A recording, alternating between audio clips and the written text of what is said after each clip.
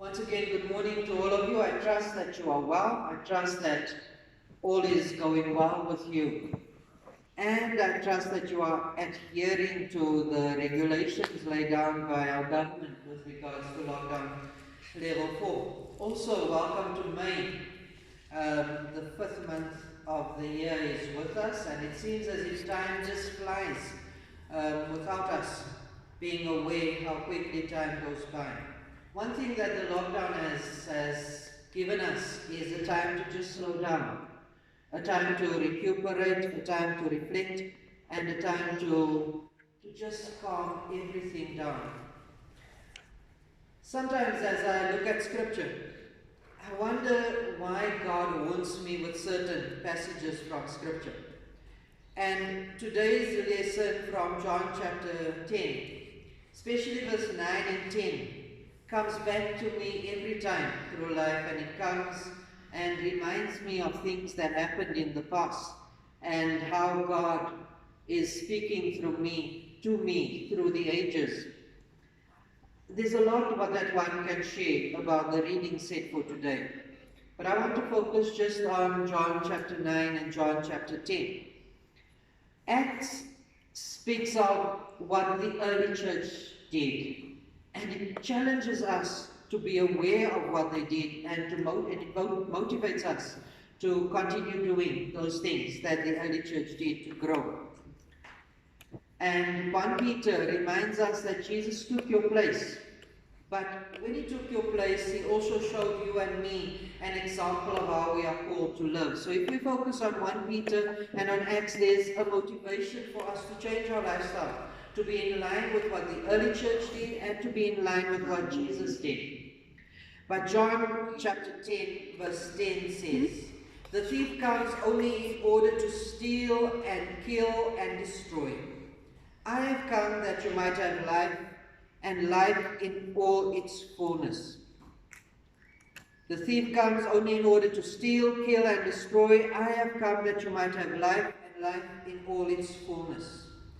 This verse is close to my heart. I was introduced to John 10 verse 10 at a youth camp in the late 1980s, early 1990s.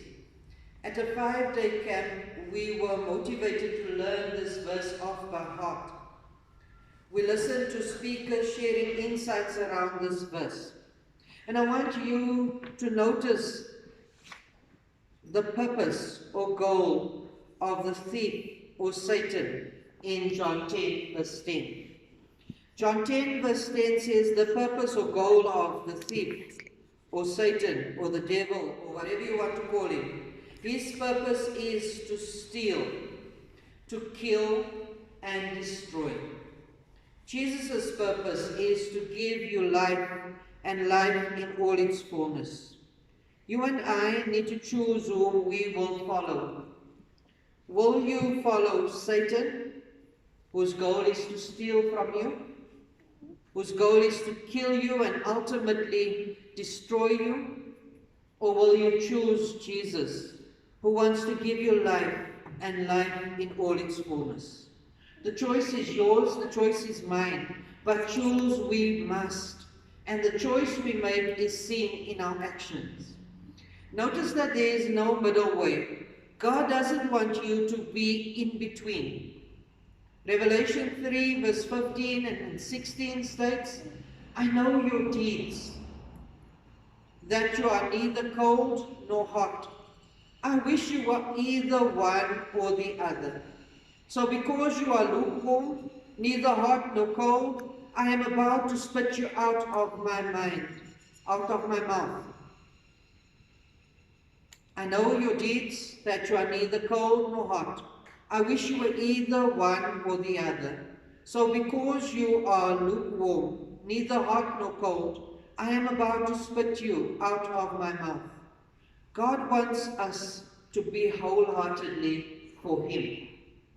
Wholeheartedly, 100% for Him. He does not want lukewarm Christians. He does not want fair weather Christians or bad rainy day Christians. He wants you and me to be wholehearted for Him, irrespective how the situation around us look. Are you willing to be wholeheartedly for Jesus? Are you and I willing to commit ourselves wholeheartedly to Jesus? Whether things are good or whether things are bad, whether things are hard or whether things are difficult and easy, how are you and I as believers? Are we willing to wholeheartedly follow Jesus? David answers this question with a resounding yes in Psalm 23. Yes, I follow the Lord wholeheartedly, David says. David says that the Lord is his shepherd. Even if he goes through challenging, dangerous times, he will not be afraid because his God is leading him and he is following his God. Can you and I say the same? Have we chosen to follow Jesus? Are we walking in obedience to God?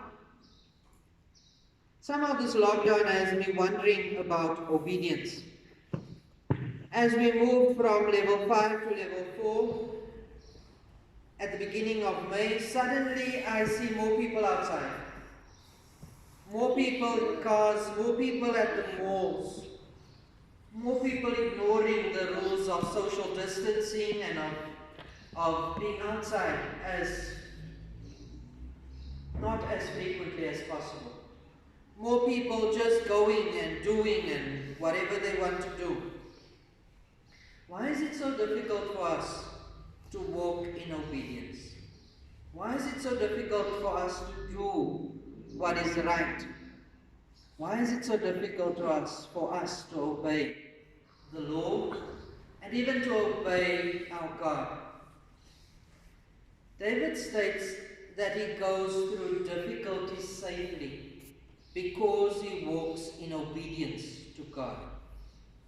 David states, I go through difficulties, I go through the valley of the shadow of death safely because I walk in obedience to God.